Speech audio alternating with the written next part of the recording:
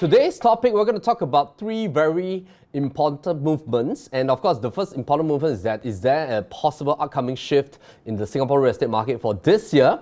Secondly, is to talk about the recession risk that is prevalent in United States as well as possibly will it happen in Singapore. And of course, what has the 7 rounds of rate hikes that happened in 2022, and we already have one round of rate hike at the tail end of January 2023 this year. So what has that interest rate hikes in conjunction with the Singapore mortgage interest rates have done to our property prices in Singapore? And this session right here, we're going to talk about these 3 things as mentioned. So firstly, I'm going to talk about a possible shift that might happen in our local market. Secondly, is that what has this done, and of course, are there any opportunities for real estate investing moving on? So a quick disclaimer on our PRB webinar series. Real estate investing is a very important decision in your family as well as your financial portfolio. Do seek advice from your own brokers as well as your own consultants and bankers if you are making an important decision. Most importantly is that our series is for educational purposes, and you need to take it down together with a combination of other investing factors and decisions.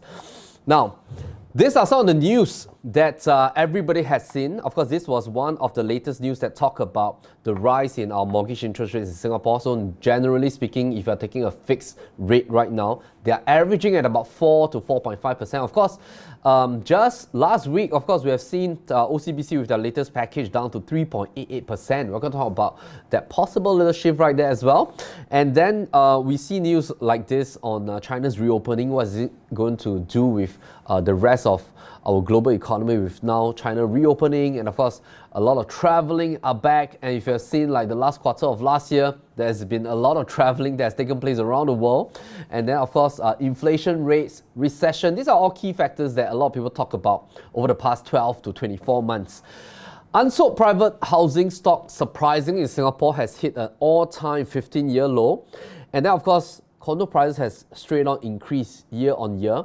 In fact, the last quarter of 2022 also saw an uptick, and generally for the entire year of 2022, private property prices for non-landed segment has increased by 8.4%. So why is that happening even though 2022 was considered like the year of the Black Swan?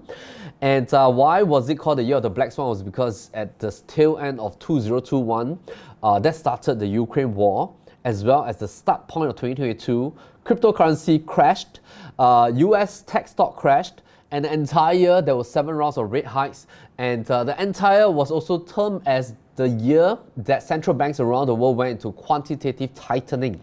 So that has of course caused a flush in liquidity in the entire market, not just in the stock market, but as well as in other commodities as asset classes as well. So Sing dollar surprisingly has been the most resilient currency in Asia for the entire year. And of course, why is it that at the start of this year, 2023, our government was aggressively introducing a lot of new GLS land? Was it because they realized that developers were very hungry to bid for land? And we need to explore that. And at the same time, where are all this demand coming from? And why are buyers still flooding the show flats? As well as this was talked about 8.4% rise. And at December 2022, S&P end the year at about 3,008 to 3,009 in terms of its index points.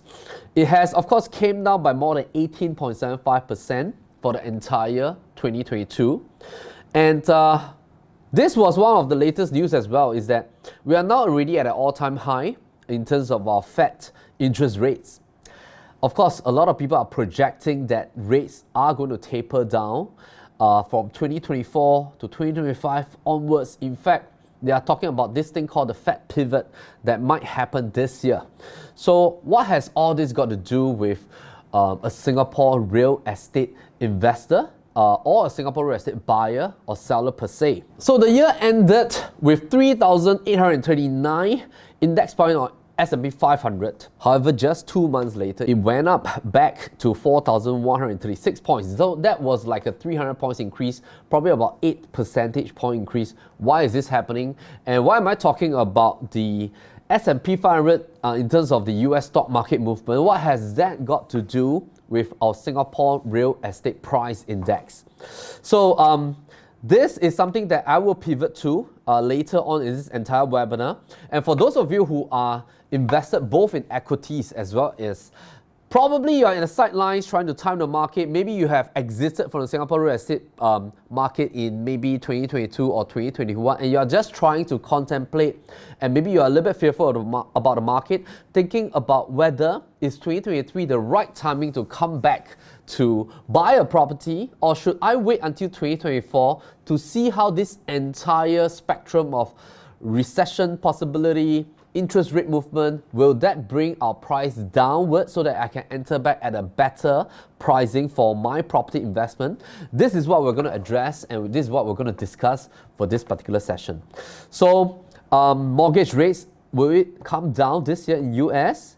And then of course, everybody hopes to time the real estate market because when you time the market, of course, the number one thing that's running through a property investor or property buyer's mind is that if I can time the market to buy a property lower than last year, definitely I will be at an advantageous position, because if I enter low and then if I can exit at a higher point, I can then see the appreciation with a better ROI. So of course, that's what everybody wants. We want to buy low and sell high, but is it possible to use this technique that a lot of people have been using in the stock market, to use that same technique of entering and timing the market for the Singapore real estate market? So we want to explore that today. So a quick introduction of who I am and my company. So I'm Melvin Lim from PropertyLimBrothers. I run and operate two companies. One is PropertyLimBrothers Media, and of course that is the amazing team that produces all the amazing content that you see day to day on YouTube, as well as all the social media channels, as well as PLB Realty. And this is our entire team, where our two company works as one. We are currently at a team strength of about 118 very amazing teammates that works hand in hand together to produce all the content that you see every day, as well as to serve our clients in the real estate market. So we serve a lot of real estate sellers as well as a lot of real estate investors. And just last year, after being 16 years in the real estate market, we formed our new realty arm, which is PLB Realty. And of course, if you've seen our channels, this is how our channel look like. And of course, we have innovated over the past many years, creating a lot of home tour contents as well as educational content over the years. And recently, in the past 24 months, we invested a lot into motion graphics for better storytelling to really bring out the plus points of every property that we touch. And most importantly is that we want to accentuate the pros as well as some of the obstacles to every property into the screen, so that every home buyer, just at the luxury of your own home, you can already pre-select the properties that you're very interested in, and to understand not just the interior of the home, but we specialize a lot into numbers and analysis, as well as what makes sense for this particular property, in order to let you, as a home buyer and investor, without traveling physically to the property, you already have a pre-knowledge of whether is this home right for you. Now, of course, for our home sellers, that brings about a lot of benefits as well, because home sellers gets a lot of genuine buyers through the door. Because most of the time, when a home buyer come and view our property physically, they will give us comments like, "Hey Melvin, I've already seen this home tour for 2 rounds and I want to see the physical thing." And that is a key benefit of a quality, genuine viewing. And over the past 12 months, we have also invested a lot into 3D as well as architecture visualization. So you see a lot of things like this now in our home tours, where we take the actual floor plan and then we weave in the components of so-called possibilities, so that as a home buyer, instantaneously I know what I can do with this space, and instantaneously I can see how I can renovate the place to suit my needs as well. And that has, of course, helped both our home sellers and home buyers as well. So with the entire team's effort, as well as the trust that our clients has given us over the past 5 years with our PLB brand, what we have achieved over the past 24 months was that in the year 2021, 8 out of 10 homes are sold within 3 months. And even in the year 2022, where the year is called a black swan year, where transaction volumes are slower and properties takes longer to sell, we still achieve 5 out of 10 homes within 3 months and 8 out of 10 within 6 months. So with our introduction, let's dive into today's topic. And we want to understand what is this possible shift that might happen for the next 12 to 24 months.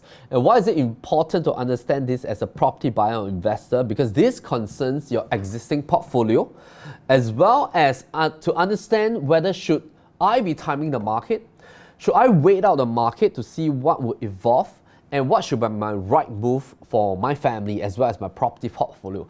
This will also be very important if you are already owning 1, 2, or 3 properties, if you are an existing property owner, because by understanding this, it creates more knowledge as well as analysis, and that allows you to make better decisions. So we want to first understand about macro shifts, and then later on into the webinar, we'll talk a little bit about micro shifts, and I will end the webinar for today's session to talk about what particular type of properties to look out for in year 2023. Because the type of property that you invest into correlates to the ROI that you will achieve in terms of overall appreciation over the next few years. And everybody that wants to invest wants to see appreciation. Nobody wants to invest in a property saying that, I don't want my property to appreciate. I mean, that's just not possible, because everybody looks at property investment because it is investing into an asset. And when we call investing into an asset, it already means that you want to invest into this asset with an objective for appreciation. So appreciation is one key objective that a lot of people want to have. And of course, another set of objective that a lot of investors want to have is that they want to see probably consistent rental kind of growth in terms of treating a property investment like a dividend stock. So we'll also talk a little bit about that kind of more dividend kind of investing as well. I want to show this first chart that our PLB research team has came up with. Now, PLB, we have our own internal research and knowledge team. We call this the RECI team. RECI stands for Real Estate Knowledge Institute. Now, this team is formed by our teammates that invest a lot of time to look at data and statistics, and we crawl this data from different sources. Most importantly is that we want to put all this data together into a very easy to understand concept for consumers and for property buyers like you and myself. So this very first graph just came out hot off the shelf yesterday. And what is this about? Now, when we look at the average price PSF of resale non-landed private homes transacted quarter by quarter, you will see this slight dip in terms of transaction. So when you see this slight dip in terms of transaction, it's very important to compare the entire 2022 towards 2021. Now, 2021, we have to understand that was the best year in terms of overall volume over the past 10 years of Singapore real estate history. So that was the highest volume ever done. This year, I would consider the volume to be the same as all other years previously. So it is about the same as the year 2021. In fact, it's still slightly higher than 2021. So there was a dip in terms of volume, just slightly, from quarter 3, and in fact, of course, the volume when you compare back to Q4 last year is definitely lower. Now, why? Because this year, interest rates technically shot up from 1.2% to 4%. So a lot of buyers are being very fearful. They want to see what is going to happen to property prices. So when you see this, you also have to correlate to pricing. But why is it that price still rose for the entire 2022 by 8.4% when I combine new launches and resale in the non-landed residential? Now, when we talk about non-landed residential, we're talking about condos and apartments. We're taking away landed properties, and we're only looking at condos and apartments. Why is it that price still rise by 8.4% even though volume dipped? Now, let's have a look at the next graph. Next graph talks about new launch prices. So new launch also went up, but at the same time, new launch volume dipped. Now, new launch volume is a little bit different from resale volume because resale properties are in the market. New launch volume depends also on whether are there any balanced new launches that developers are still selling, or are there any new launches that developers are developing. So if sometimes there are not enough land bank, or maybe government land sales is so-called not proactive, developers' land banks dries up, then naturally there'll be no or lesser volume in the market, because it really depends on the existing stock that developers have to release into the market. So this is, of course, coming back to the backdrop of looking at these two correlation. So we want to understand that, even though volume has dipped by a little compared to 2022, why is it that our price still increased? Next chart to look at is this correlation between the S&P 500. So if you can see, S&P 500 dipped by 18.75% for 2022. But why is it that our prices still rose for the HDB property market, as well as private property market and the landed market? Now, this orange line is the landed market, red line is the non-landed market, and the blue line is the HDB market. So why is it that all three types of residential properties still increase, but at the same time, you saw a dip in the S&P 500? And this is something that we want to discuss today. This chart then shows us how tied in are the US interest rate to Singapore mortgage interest rate.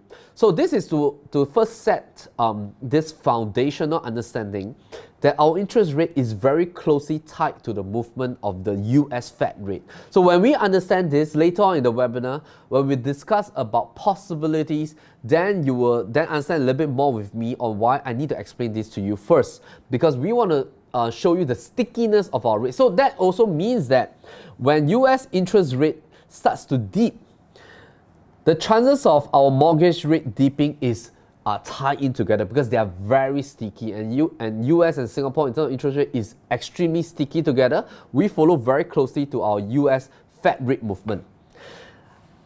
Last but final slide before I go into some news article is that this is the projected US Fed terminal rate. And if you have seen 2022, we have increased tremendously from 2021. And this has been 7 rounds of hike.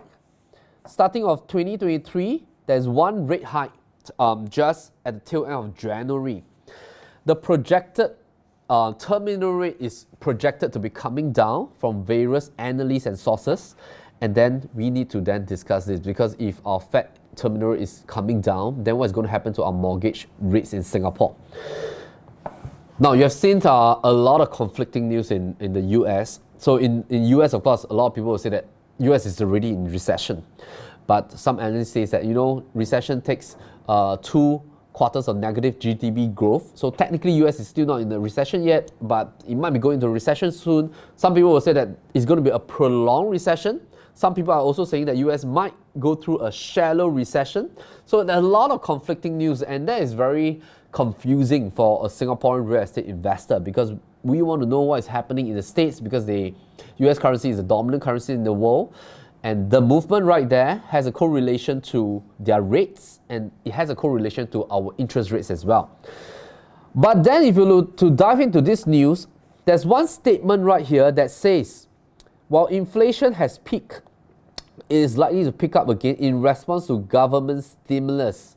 Now, what is government stimulus? Government stimulus is QE. QE is quantitative easing that involves government printing more money and introducing more money into the M2 money supply. In order to do that, US Fed has to bring down the interest rate. Now, when that happens, that will repeat telecast of what has happened in 2020, when the Fed has technically flooded the market with a lot of liquidity through the M2 money supply. And that has, of course, propelled asset inflation throughout the entire world, and including Singapore. And that was why we saw a sharp rise in our property prices from 2020 until 2022. So if that were to happen in 2024, assumingly, what then will happen to our property price next year? And right now, it's already Q1 of 2023. In 12 months' time, we will hit Q1 2024. Are we prepared for another property stimulus because of the movement in US? So this is what we want to talk about. This was the news, and of course, it has had 7 rounds of rate hikes, and a lot of analysts in the US also says that US stocks will rebound this year by up to 24%, and some are predicting a recession. Fed to pivot in 2023. Pivoting means that Fed will then stop the quantitative tightening process of raising interest rate. They will pivot, and then they might start to adjust the rates downwards. If they were to stop hiking rates, what might happen to their stock market? What would then happen to our real estate prices? So this is the first thing we want to talk about, because if we can get a little bit of hint of the behavior that has been correlated to our property prices over the years, we might get a hint from history and we might get a hint of what we can do over the next 12 to 24 months to prepare ourselves. So I want to first share this slide with you first. Now this slide basically sort of asks us two questions. One is that how will our prices react? Because there are only three choices. Number one is that will our property price over the next 12 to 24 months move upwards, stay stagnant, or go down? Over 2022 and 2021, our prices has went up. I mean, just 2022 itself, it has went up by 8.4%, as we've seen in some of the news articles, as well as our latest index from Realist. S&P 500 over the year 2022, it has went down by 18.75%. Previously, it has shot up from 2020 until the end of 2021. But over the past 12 months, S&P went down, our prices went up. So what is going to happen this year and next year? And let's say if the S&P 500 starts to shoot up, what is going to then happen to our property price? So if you try to see that correlation, right? 2022, US prices, stock prices went down, our stock market went up. If this year and next year US stock prices recover, what is going to happen to our property price? Will it go up together, or will it go up further and faster, or will it come down? I mean, that is the correlation that we want to deduce, because that would then allow us to understand of whether should we now buy more properties, or should we wait further to see if there's any price adjustment, because all of us want to buy a property at a very reasonable price. So we want to first understand, is the strategy to invest in the stock market similar to the strategy to invest in the real estate market? Because we first have to understand that they are two different asset class and they behave very differently. And we want to sum this up by just understanding that stock market naturally, because being more liquid, is more volatile, and it has more room for us to time the market. Now, I invest in stocks as well. I have a certain allocation of my asset in stock because it is more liquid. And I have a majority of my allocation in real estate because real estate is more illiquid. More illiquid, it means that it takes time to enter, it takes time to exit. There are also higher transactional costs, because we always share with our clients that to buy a property is very easy. Today, you can just walk into any show flat, put down a check, you can buy the property immediately. You can complete the transaction within 3 months. And of course, once the property is completed in 3 years, you can collect the keys, you can start staying in and renting out. But to exit the property, it takes time as well, because to prepare the property, to put it in the market, to complete a transaction, that takes 6 to 9 months. So there's transaction kind of illiquidity. At the same time, there's transaction costing. To ascertain the transaction costing, basically every transaction of buy and sell, it takes you up to 6 to 7%, because you have buyer's stamp duty of 4%, you have transaction costing in terms of marketing costs of about 2%. So there's always transaction costing in the real estate investment. But stock market investing is actually more liquid in the sense that you can enter today, you can exit tomorrow, you can even enter and exit the same day.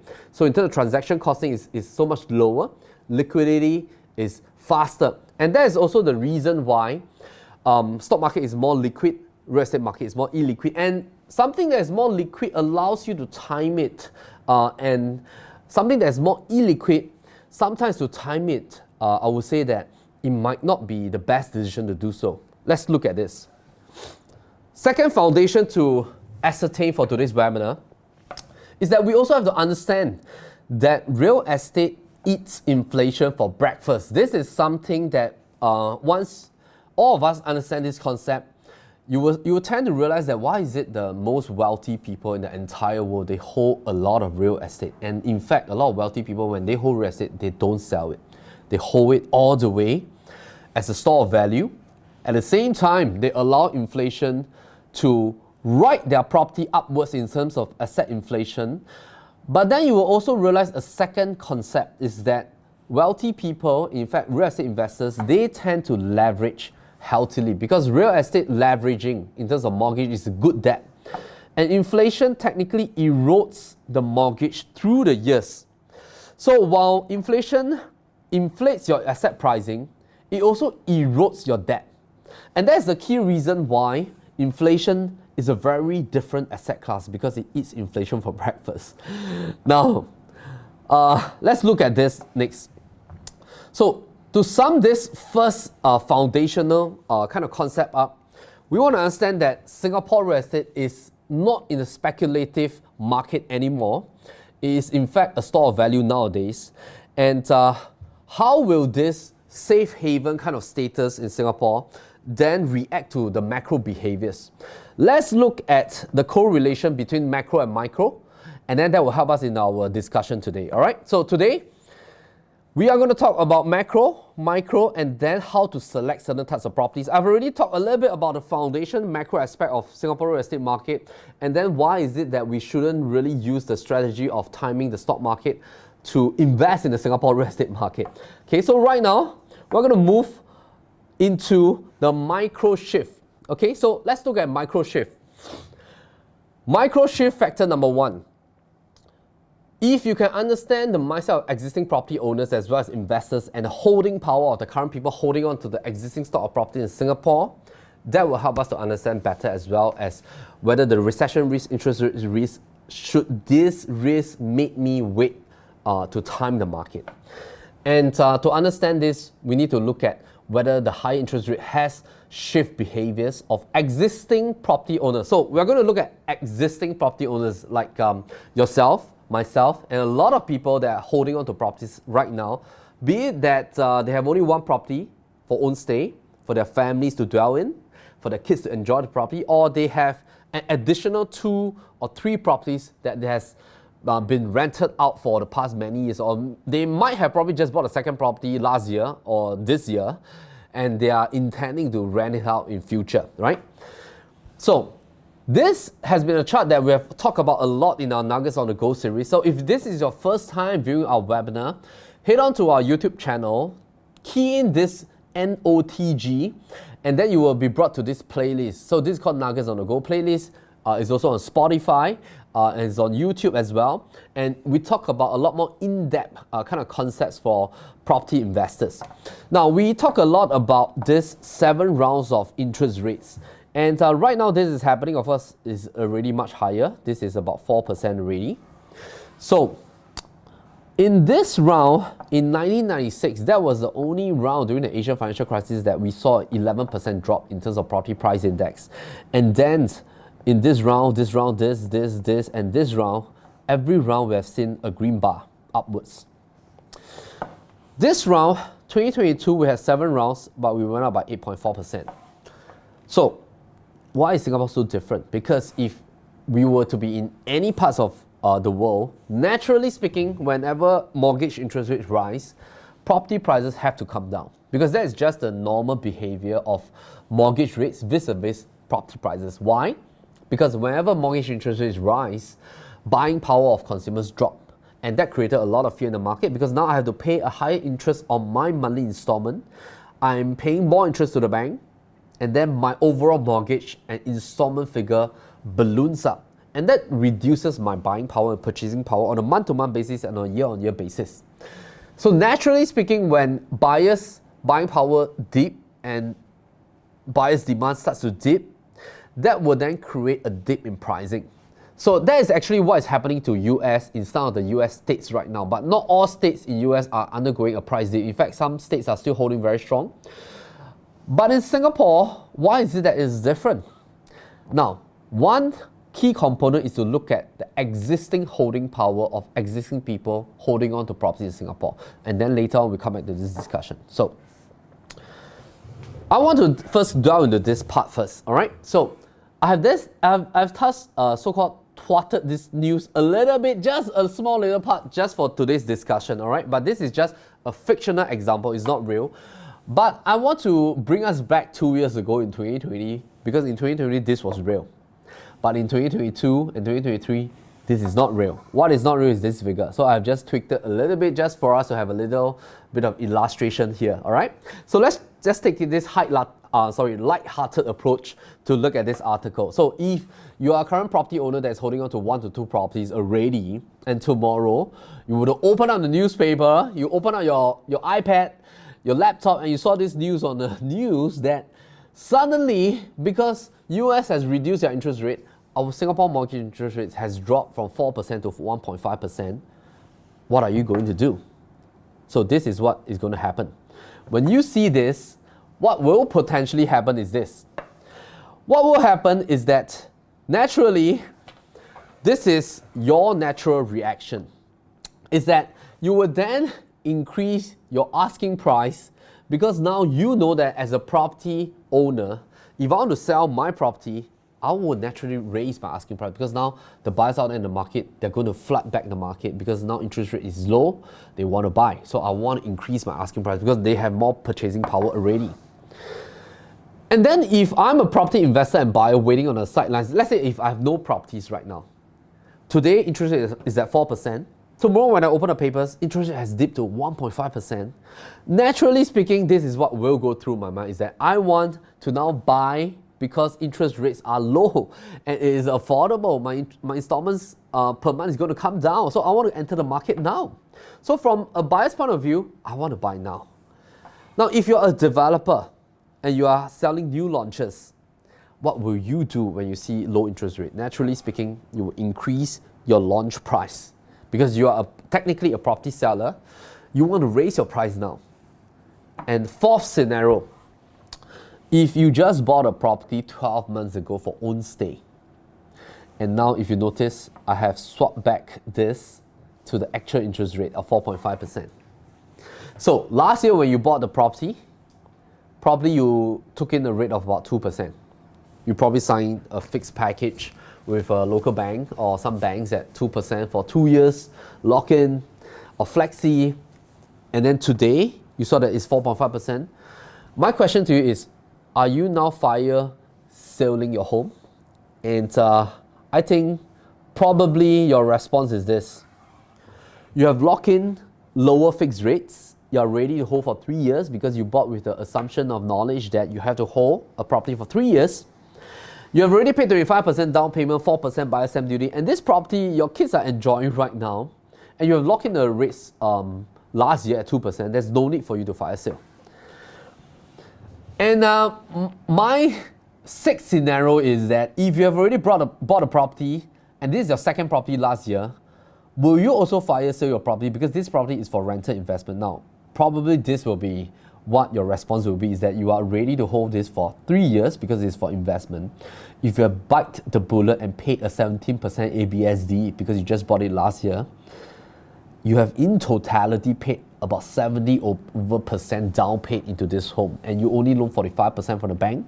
You will continue to rent out. There's no urgency to sell because your interest, even though on a higher interest rate, there's technically no need for you to sell because you only leverage so little from the bank. And my last and last two scenario is that if you have decoupled, bought two properties, this is probably what's going through your mind, is that you're staying in one property, the other property you're renting out, and you're collecting good rental, you're using CPF to service it.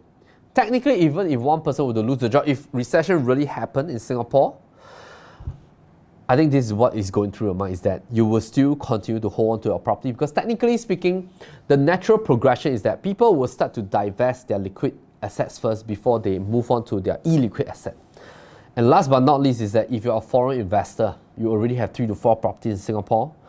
This is what our foreign investors are telling us, is that a lot of our clients that have properties in Singapore, basically they're telling me, hey Melvin, I'm so sorry that for the next 10 to 20 years, the only business you're going to do for me is that I will either just continue to buy more properties, or I will not buy and I will not sell. I will just continue to rent out my 4 to 6 properties in Orchard, because if I were to buy back now, I'll be hit with the latest 30% ABSD. So I will not sell because I don't want to buy back at the new ABSD rate. Now, a lot of our clients, they have bought in with lower ABSD over the past years, and they will just continue to rent out and to enjoy the existing rental rates. So with that backdrop, that brings us to holding power. And why is it important to understand holding power? Is because fire sale only happens when holding power drops. So when the existing people holding on to properties have a low holding power, that is the chance for fire sale to exist in the market. Technically speaking, if you were to look at what is happening in the market, there's technically no fire sale in the market if you talk about residential properties in Singapore.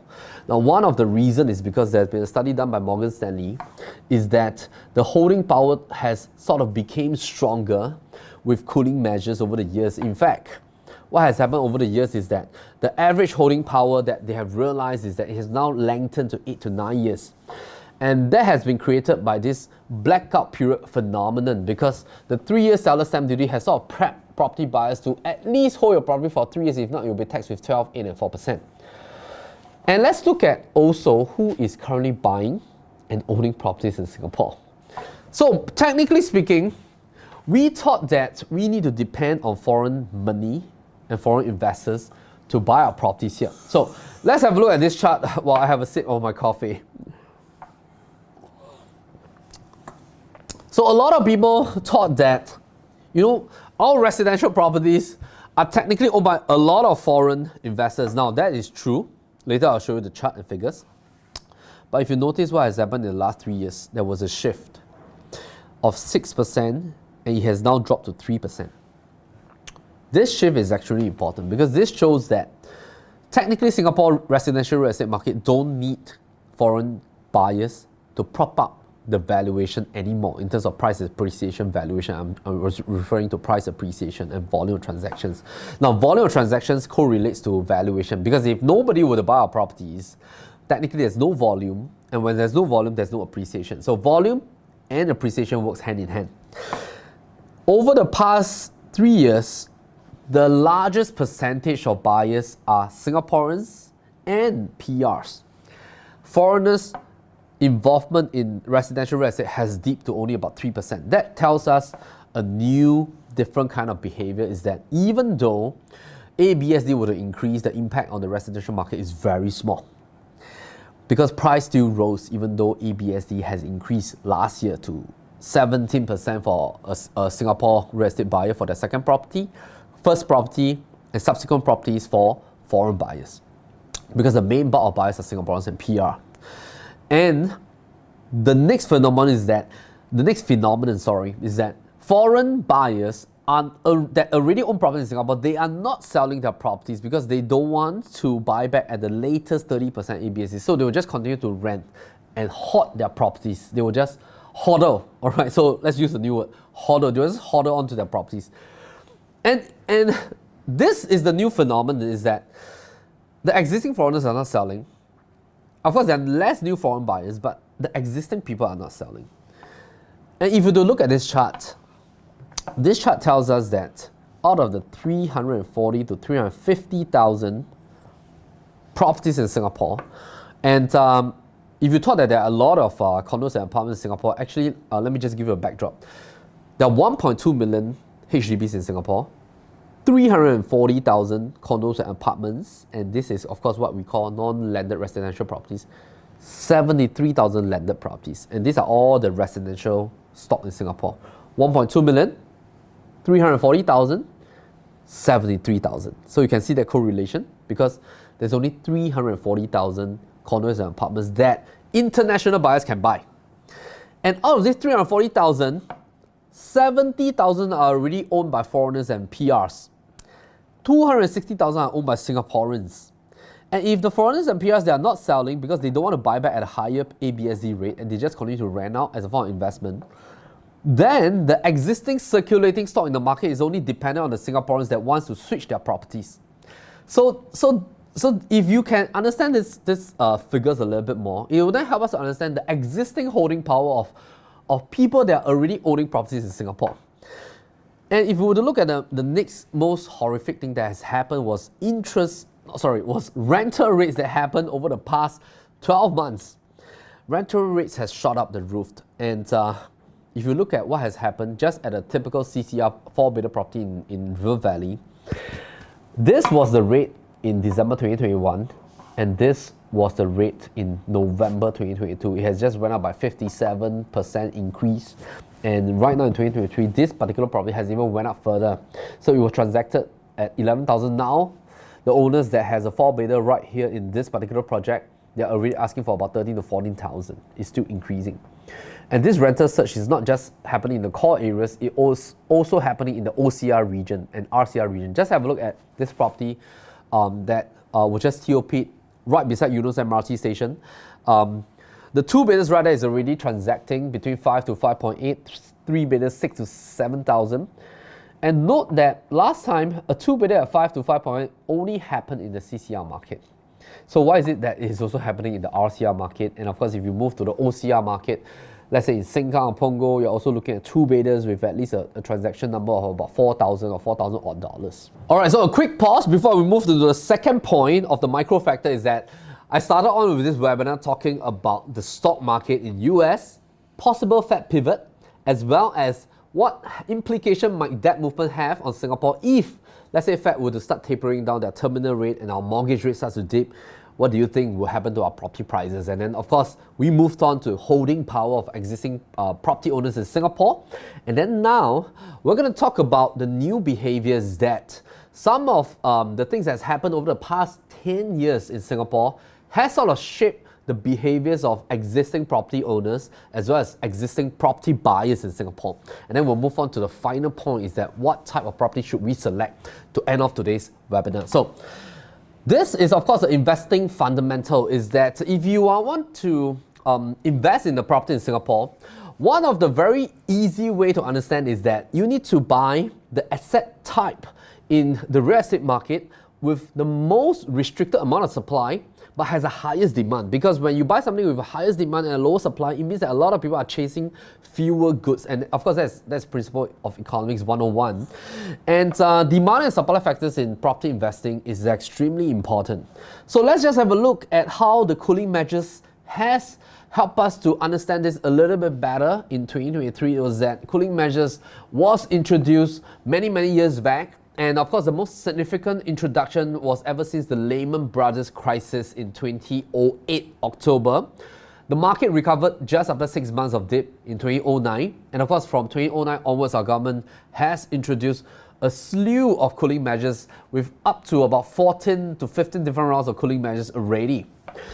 And then if you notice, why is it that even though cooling measures were being introduced in the market, we still see the uprise from 2020 to 2022. And even just in 2022 last year, government still introduced a few different rounds of cooling measures right last year. And then why is it that even after the introduction of cooling measures, our price still increased by 8.4% on an entire year basis? To understand about cooling measures, demand and supply factor, we also need to look about this small little question right here, is there an oversupply situation right now in Singapore? If we can understand whether is there oversupply, then that will then help us to conclude that demand and supply factor, all right? So this is a tabulation of all the cooling measures that has been introduced. Now, if you're keen on this chart and table, you can head on to PropertyLimBrothers.com, click on Tools. It will then bring you to a whole table of tools for you to download for free. And of course, ever since our introduction of our Nuggets on the Go series, we have also have a lot of different tools and charts and tables that you can download off and on our website on a periodic basis. So do head on to our website to have a look at that. And then, of course, this is a correlation of cooling measures vis-a-vis the volume and the pricing. So this is another chart that you can download as well. But let me just break it down for you. Is that our unsold property housing stock has now dipped to a 15-year low. Our government is now pumping up our government land sales. Now, this is, of course, one of the telltale signal because our government is doing a great job to monitor the demand and supply in the market. So last year, developers were beating up land very hungrily.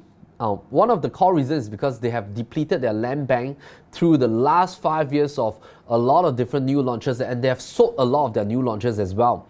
And then because of that, last year was a year that they need to bid for more land, which was why En bloc came up over 2021 to 2022. And then our government started to introduce more land at the start of first half 2023, because that was a clear sign that developers has depleted their land bank. They're bidding up more aggressively. In order to satisfy the demand, government has to introduce more land. Because if they don't do so, what's going to happen is that the market is going to heat up even further. This also has been something that we've observed over the past few years. And this is what we call the I only have one property syndrome. And then I'm going to then combine all these concepts for you at the summary portion, and it's coming very quickly. So I hope that you can just be very patient with me because all these things correlate to what we're talking about. Okay, so let me talk a little bit about this first, and then I'll tie that back in with the supply and demand element. So this is what we call a combined TDSR effect. Now, what is a combined TDSR effect? Okay, so last time, in 2013 and before, the strategy was to buy more properties. Okay, why is it that the strategy was to buy more properties? Because last time there was no TDSR. And even though TDSR came back in 2013, was first introduced in 2013, a lot of people were doing the buying more properties kind of property strategy. Right now in 2021 and 2022, you will start to see that there's a shift in behaviors of property upgraders from HDB properties to private, from private to more private. They're starting to shift. And why is there this shift? Is because now everybody has this lingering thought that one name is starting to be insufficient to buy a higher quantum property. Now that has been a combination of all the combined TDSR limits that happened since 2013 to 2022. And let me just bring up this refresher, all right? So in 2013, what has happened was that with the first introduction on 28 June 2013, there was a reduction of 16.34% in an average home buyer's loan quantum. Now that has caused a huge shift in the market because instantaneously, everybody was hit very drastically because suddenly you just feel that, hey, I cannot loan as much as last time. And this is a structural cooling measure. Structural cooling measure means that government is not going to remove it because this is healthy for the market. It is basically for financial prudency. Now that also means that a lot of things are being taken into consideration, like the existing sort of credit kind of ability that you have, whether you own 1, 2 or 3 cars, what are the existing debt that you're holding right now. And that is technically a very good structural cooling measure that our government has introduced, because that would then increase the longevity of the real estate pricing to remove speculation element from the market. Because last time, anybody can just take a loan from the market, and the banks do not consider your existing car loan, your existing debt, your existing student loan, your existing renovation loan. And this is what we call a very good kind of cooling measure that was introduced into the market. And that is a very healthy cooling measure. Now, in 2021, there was a further cooling measure that came on, and that was TDSR Part 2. So technically, it dipped to 55% in terms of understanding how much to consider an average home loan that the bank will introduce to a home borrower. So let's say if you're earning $10,000, the bank will only consider that you're earning $5,500 in consideration for loaning you the money to leverage on your debt. So basically that causes another reduction, 8.33%. But then, just last year, there was a further TDSR Part 3 that caused a 5.94% dip in loan quantum again.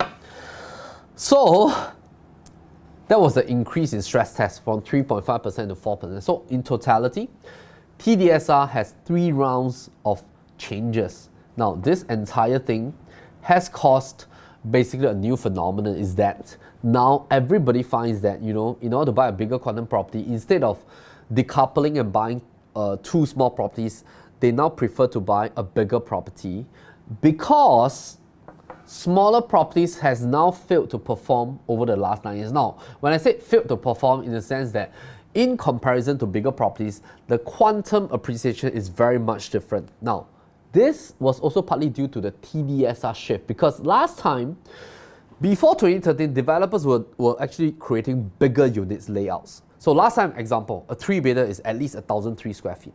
After 2013, a 3-bedder has now evolved to less than 1,000 square feet.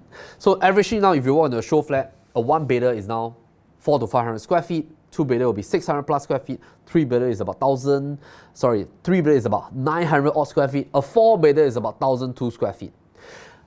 Before 2013, before TDSR was being introduced, a 1-bedder is 600 to 700 square feet. A 2-bedder is 900 square feet. A 3-bedder is 1,002 to 1,003 square feet. A 4-bedder is 1,006 to 1,008 square feet. This shift, because of TDSR, and why was that this shift? Is because developers need to create a smaller unit for quantum palette, to make the quantum of the property more palatable for average home buyer.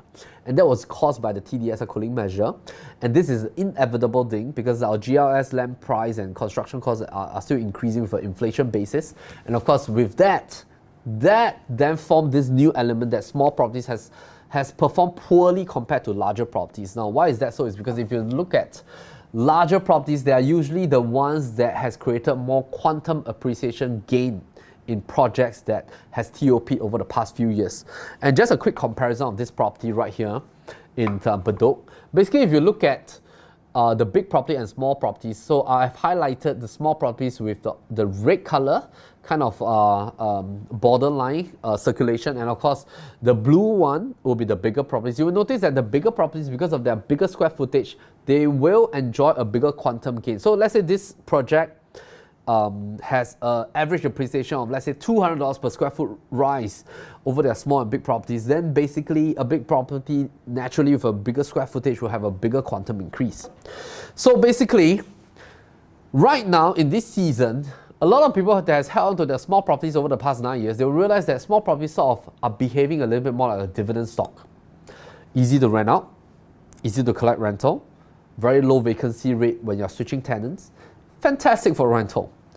However, they have very low quantum appreciation, and sometimes when you hold small properties for years, you'll find that, hey, why is it that my property didn't appreciate as much as I want it to be? Because if it has appreciated by, let's say, 100,000 over 9 years, by the time I sell, I factor in my interest rates to the bank, my buyer's stamp duty, my fees for selling. Technically, I don't see much gain. And if you look at this chart again, let's say if you exited with a 60,000 gain over the last years from 2016 to 2022, as seen from this particular transaction right here. You held it for 6 years, it appreciated by 60,000, but if you factor in your buyer's stamp duty, bank interest rate, technically you don't see appreciation. And that is one of the reasons why a lot of investors are realizing that and they're switching to bigger properties. Just have a look at this illustration again. So the same project right here, let's say in this project Casa Rosa, 2,174 square feet, 3-bedder penthouse compared to a 1,000 square feet 3-bedder. This is what we mean. Let's say over the years, there's a $200 per square foot increment. What's going to happen in terms of quantum appreciation from this to this is very different because the square footage based on the per square foot increment is much larger and much faster in a sense. Let's have a look at this case study. Now, this case study basically is an actual case study of an existing client that came to us. So this client has technically 3 properties. However, this client, when they came to us, they were basically in a very dilemma stage. Okay, so what has happened is that over the years they have worked hard. They are currently 45 years old. They own a HDB property, and this has been their matrimonial home since the beginning. And they're still living in this HDB property with their lovely children over the years. 45 years old, work hard, husband and wife both working, 3 children studying, happily staying there. And of course, HDB property is not for investment because over the longevity of the HDB property, we all know that you either stagnate, you start to dip because of reducing balance lease. Very different performance from private properties. They bought a second property in 2014. This was a 1-bedder, 452 square feet. Until today, which is about 8 years later, it has appreciated by 50,000 to 750,000 because they bought this in the OCR district. In terms of performance, there's some appreciation, but not a lot because it's a small property, 452 square feet. They then bought a third property in 2016, 800,000. Today, it has appreciated not bad by 150,000. And this is a 1+ study. And basically, they have held on property 2 and property 3 for rental reasons. So they are on positive. Basically, property 2 rented out, they paid ABSD back then, and then there's some positive cash flow to pay for MCST. And of course, property 3, they have also rented out. Whatever rental they collect, they pay for a mortgage by itself, a little bit towards MCST. And so sort of is like a self-servicing kind of properties. So technically, they have completed their property strategy kind of portfolio with 3 properties. And if they were to continue this until age 65, what's going to happen is that this is their rough total asset value. And their plan is to continue to live in their HDB until it's fully paid. And then they will fully pay off this and fully pay off this, all at age 65 naturally by continue to rent out this property and to rent out this property. So this will be rent, this will be rent. Sorry, please pardon my handwriting. Okay. However, they are in a dilemma right now at age 45. There's still 20 years to go. What is this dilemma? Now, the dilemma is this. They feel torn. Why? Because they have worked so hard in their professional life, but they just felt that And this is the exact word that they told me, is that they said, hey Melvin, I feel like I'm like a property manager for my 2 tenants. You know, I bought 2 condos, but I don't get to enjoy my asset. I mean, it's not that I want to stay in a condo, but I just felt that, hey, you know, I'm living in my current home, HDB, which I'm very comfortable with. But I just felt, hey, is there a possibility for me to, you know, let my investment also work for me in the sense that I can let my family and kids enjoy a little bit of my asset and my property? So why is it that my tenants get to enjoy the 2 condos, but I'm living in my current property? And actually their hope and dream is to move to a bigger property like a penthouse with 4 bedrooms or a landed home. So they are contemplating this, but they're also very torn, is that, you know, they're very comfortable now because 3 properties, age 65, $3 million. And my question to them is this. I said that, okay, may I ask, what are you going to buy when you're age 65, when you have 3 fully paid properties and your kids are all moved out? And let's say, assuming all of us live until age 90, for example, for the next 25 years, where are you going to stay in? What are you going to do with these 3 properties?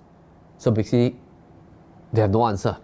And they say that, oh, maybe I will sell everything and then I'll buy a condo to stay for ourselves because our kids are all moved out. By the time age 65, what's going to happen is that they are 45 now. In 20 years' time, what's going to happen is that we are now 2023. 20 years' time, that's 2043. May I ask, what do you think will be the price of a 3-bedroom or 2-bedroom condominium 20 years later? I think by that time, at least it's all going to be a $2 million for a 2-bedder. If I minus $2 million from here, you're left with $1 million for retirement for the next 25 years. And if I would divide that $1 million by 25 years divided by 12 months, I don't think that is sufficient for retirement. If they are going to pay off a HDB at, let's say, I don't know how much would a HDB cost, maybe 700,000 back then, all right, and they are left with 2.3 million, maybe that's not bad, but it still doesn't satisfy their current need. Is that they hope that during these next 20 years, it can satisfy their need to enjoy their asset as a family. So that is the core reason why they feel torn. So basically, last time they joined the wave to buy, but they didn't structure their strategy properly. And our advice to them is that if they were to start to plan today, this might be something that can happen to them. So basically, if they were to do a strategic planning today, and then do proper planning in terms of leveraging as well as reallocation of funds, they can technically shift to these 2 properties and they can divest out of these 3, shift to these 2 asset class which has a lower supply and a higher demand, because remember, a bigger property, let's say like a landed property, and of course landed property, there's no $3 million property right now, and let's say example, this is a penthouse, $3 million, and an investment property at $1.5 million, they technically will have a total asset value of, let's say, $6.8 million, because they have now their asset class in a bigger property with a higher chance of movement. And take note that this is, of course, a forecast of this particular type of property that we plan for them, that it can appreciate to probably $4.8 million in 20 years' time. And then the investment property appreciated by another $500,000 to $2 million, and they will have a total asset value of $6.8 million. And by then, if they want to move to a smaller condo, less of $2 million, they still can have $4.8 million for retirement.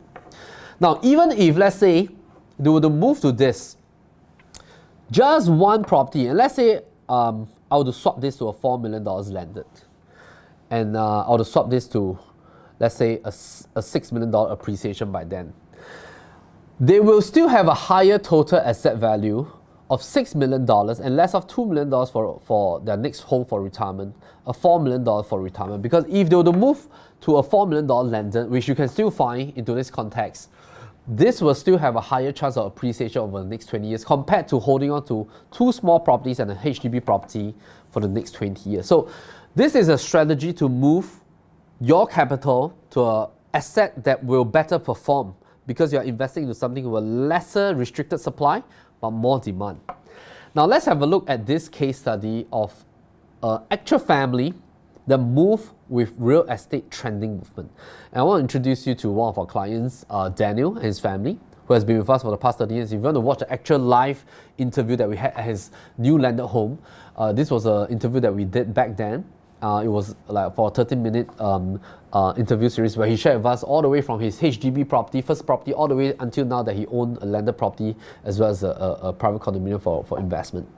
So back during the day, there was a clip here. Okay, let's play a little bit. Yeah, so this was the clip. Basically, it was a 14-minute tour of his home as well as sit-down interview. And basically, what happened was that back then, we also introduced a Nuggets on the Go series that we talk about the shift in the landed movement. And for Daniel and his family, what has happened was that they basically is very in tune with our property strategizing kind of portfolio restructuring over the years. And of course, this is also in line with your financial prudency planning, because we also need to take into consideration your current kind of trajectory in your seasons of life, like in terms of TDSR, in terms of current savings, and then from there we can then better ascertain what should be the right option for you. Now, sometimes when we think it's not feasible for a family to take action, we'll tell the family that, okay, I think your current portfolio is good, let's just keep it that way. There's no need to change for the sake of changing. But sometimes when we think that your current capital that is locked under your assets can better perform, then we'll recommend you different options as well. So for Daniel and his family, this is what has been happening. Basically, we moved them from their first property to a penthouse for own stay and a rental investment condo for rental. We asked them during 2015 to maintain that condo and not to touch it because it's performing well as a rental portfolio, but to re-strategize this into a landed home in 2020. So what has happened over this was that since 2020, because of the fact that they did this shift, their landed home has already appreciated 3.5 million, and that was like a $1 million appreciation over 2 years. And of course, even their rental investment, we told them not to touch this property, has also appreciated, and right now their total asset value is already at $5 million. If they were to stay put, now technically their penthouse didn't appreciate much. Now in today's context, their penthouse back then 2015 was worth 1.6. Today is worth about 1.8 million. So if they have not done anything in 2015, their total asset value is at 1.8 for the penthouse with 1.5, and that is about 3.3. So 3.3 million compared to 5 million, that's of course a $1.7 million difference. So by doing a switch, by knowing what is the movement in the real estate market, what type of properties to go into, technically you are increasing your asset portfolio. And what's going to happen by the end of 2047, in 25 years time when they intend to retire, just a very conservative year-on-year inflation basis of 2 to 3% is that this is going to be their total asset value of about $7 million to $8 million. And of course, by the time their kids have grown up, they want to pay off property, they still have about probably $5 million to retire. So that is the key benefit. And of course, if you look at the actual landed that they bought into, so this was the property they bought into, 2.55 million. That was in 2020, and of course, right now, just last year, about 12 months ago, it has appreciated to 3.46. This was a transacted property done at their neighbor, neighboring just a few units down. And of course, right now in 2023, latest valuation that we have just checked is about 3.8 million. So it has already appreciated by 1.3 million over the past 2 to 3 years. So to end off, we are of this notion that doing something with our portfolio is always healthy rather than doing nothing. And a typical Singaporean route is that most Singaporeans, because they are very busy with their profession and business, sometimes you don't take the time to really sit down and think about your property journey because we are fighting against time. Our journey is actually quite short in a sense because the journey of investing is just technically from the day you start working all the way until probably about 65. So you need to note that if you were to time exit the market, especially if you're in Singapore has such scarce land, a very different country, sometimes time works against you. Now, I will not talk too much about timing the market today, but I will talk about the last final element is that what type of property should we invest in? Now, in PLB, we focus on the fact that it's not about new launch or resale. It's about selecting the right property with the correct fundamentals and the correct entry pricing on the type of property. So there's going to be a lot of new launches this year, but you will definitely hear two types of advice. You will always hear people to ask you to buy now and to buy only new launches. Now, is that true? And this is what we deem as a one-sided advice. I mean, we believe in buying properties as a real estate kind of store of wealth, store of value. And personally, I own a new launch and a resale as well.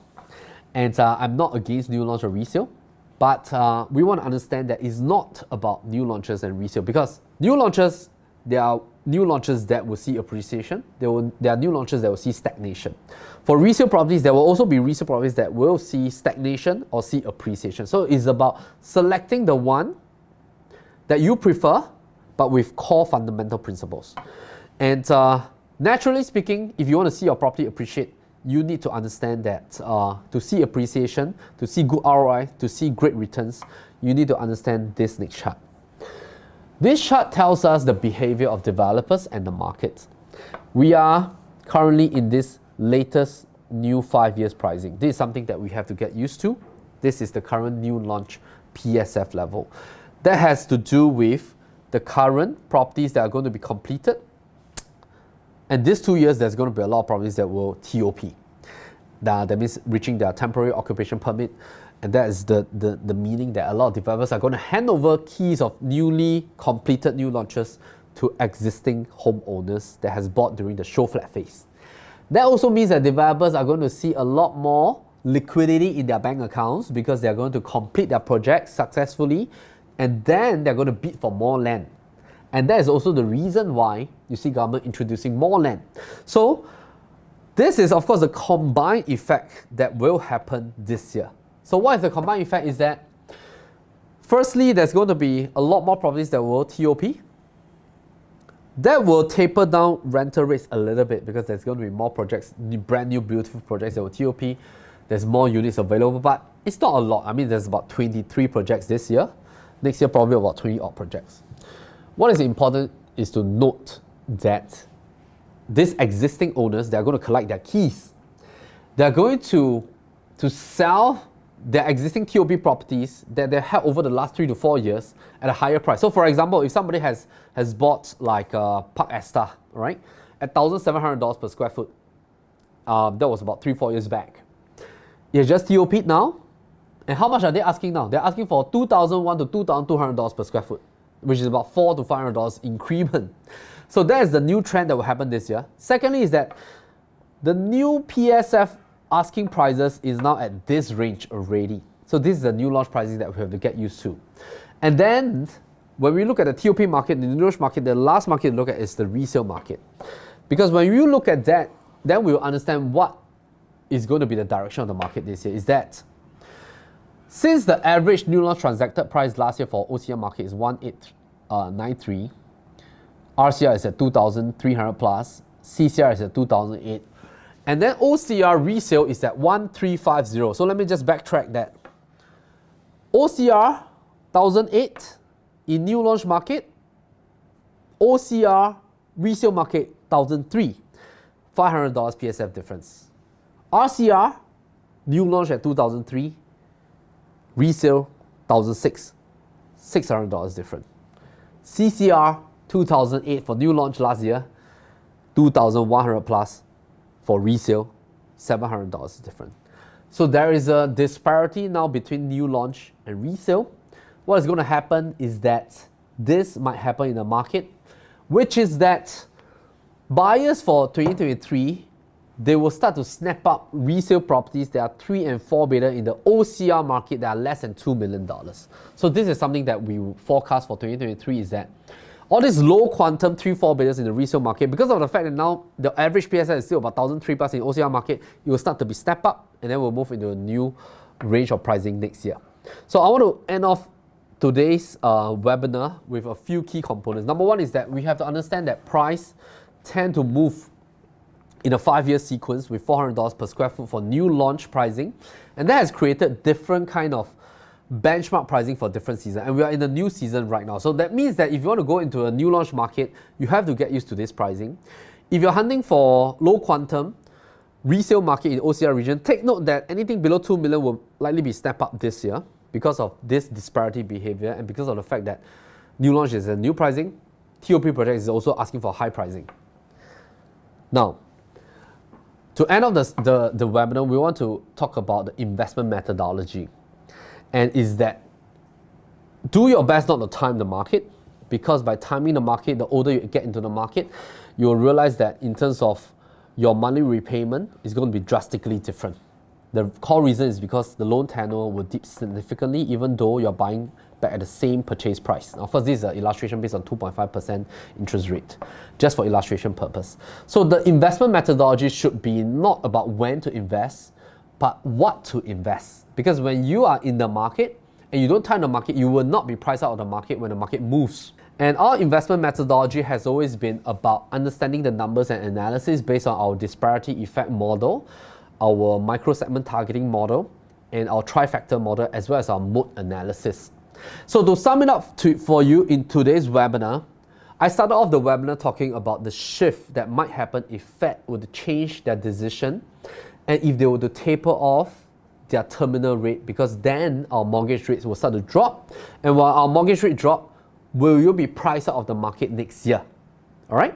Now, secondly, I then move into the holding power of existing property owners in Singapore, because when we understand that, then we know that it's a little bit hard to find fire sale in the market. Number three, we move into the phase that now people prefer bigger quantum properties because they perform better. That might mean that you might need to do some tweaks to your existing portfolio. If you're holding on to small properties, you might want to re-strategize a little bit, hold big properties, let inflation grow it at a faster rate, because you're sitting on a bigger square footage, or you're buying a landed property, it appreciates much faster. And that has in conjunction to do with the setup of Singapore with 1.2 million HDB, 340,000 condos, and as well as 73,000 landed. And last but not least, we talk about the final element, which is the final element of this new pricing movement, that there seems to be a disparity in the market for this year. So certain things might happen is that low quantum resale might be snapped up quickly. We are in the new range of PSF that developers are pricing their property. So this is something that we have to get used to. And then last but not least is not to time the market, because you're playing with time, playing with fire. In fact, the methodology that you can consider should be to identify the type of property to go into at different seasons. Now that brings us to the last element here, is that our methodology has always been about marketing properties with intent to ensure that the potential of this particular property is brought to its maximum potential, because we don't believe in the fact that we should use all passive method to market properties hastily. You only have, let's say, one chance to exit, and you want to exit to make sure that you do justice to your property, sell it as its best potential to the next home buyer that appreciates the property, so that you can move on to your next investment. And that's the reason why we believe in teamwork in PLB. And our key fundamental belief is that by selling properties as a team, so every property owner that embarks with PropertyLimBrothers, and of course, if you want to understand a little bit more about commission rates, our commission rates for landed properties are in the range of 2 to 2.5%. Our commission rates for condos and HDB are between 2 to 3%. And our rates are transparent on our PropertyLimBrothers.com website as well. And we sell properties as a team. So whenever a home seller onboards with PLB, a team member from our customer experience team, our listings team, inside sales team, our team lead, as well as the media production team will onboard together with our client to bring them through the journey. In order to achieve a strong sale price, there must be analysis and numbers weaved into the home tour. Because a home tour, if it's just talking about the interior aspect, that is what we call a renovation home tour. That is why we talk a lot about investment analysis, location analysis, and pricing disparity. And we want to create a very strong marketing campaign to ensure that the outreach is there as well, which is why we focus a lot on digital marketing as well as content marketing. Last but not least, we need to show possibilities of every home. And that is the reason why it's important to weave in possibilities into the home tour to solve layout issues as well. And physically speaking, when a home buyer comes into a home, it's also important to ensure that you don't just show an empty home, because the physical experience and emotion is still very important, because a lot of buyers are buying for own stay. So last but not least is that when we help our clients to exit and to invest, or we just help buyers to purely invest and buy properties, we do a comprehensive investment analysis for the home buyer to ensure that choices as well as analysis on numbers and factors coincides with our mode analysis, time point factors to help this family, to help this property investor to make a decisive decision. Now, one very core thing is that for all spectrums of properties, for example, for landed properties, we also on season-to-season basis recommend the suitable type of properties for each family based on your current investment horizon. And that's a very important thing to note. And this is just a template and on how we usually deduce and select landed properties for our clients. Last but not least is that if you're very interested to come on a consultation session, you just need to head on to PropertyLimBrothers.com, and at the end of this webinar, we'll also flash our QR code for you to scan, and you can meet our consultants at our Property Brothers office. Come here for free coffee. We have fantastic coffee right here that's available during our discussion session, and then we will sit through, understand more about your plan, and then structure a game plan for you for a property investment. And we're thankful for you to join us on this first webinar series with PLB in the year of 2023. And once again, my name is Melvin Lim, co-founder and CEO of PropertyLimBrothers, and we hope to see you on the next webinar. And thank you for staying tuned until the end of this episode, and we'll see you soon. Meantime, take care.